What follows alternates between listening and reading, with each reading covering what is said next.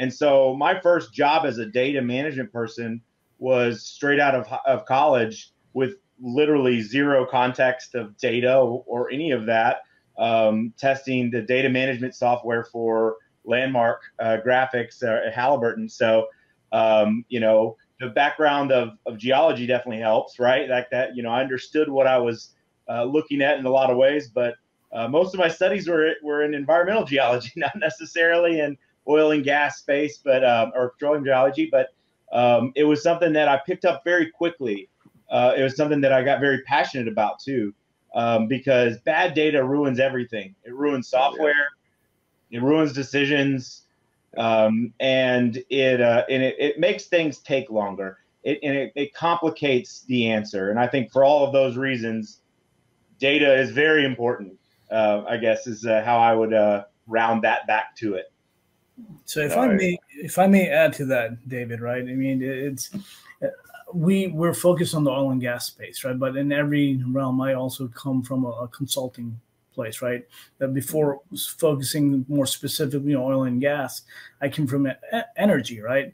Nuclear power plants, utilities, transmission of power, or a lot of this is data driven, right? Predictive failures or predictive analytics. And this is all, as Ryan just said, good data, right? When you have good data, that structured data that now tells you that this transformer or this pump you've run for 1,000 hours, it's about to fail.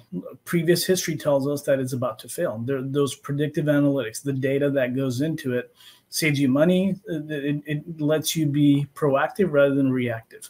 So take it in from any industry, right? More so in our industry, in the oil and gas space, data helps in many ways, right? It helps you make that big deal where your company is now going to, if it's going into an M&A space, right? So, but it's also the thing that complicates all of that, right? And makes things very difficult because the disparate sources of information might not be all synced up. And, when I get information from over here and over there and, all of this, and as the example, like what we're going to be doing in this conference, which is going to be more focused, I guess our workshop is going to be more focused in the, this concept of what mergers and acquisitions do in the frame of data.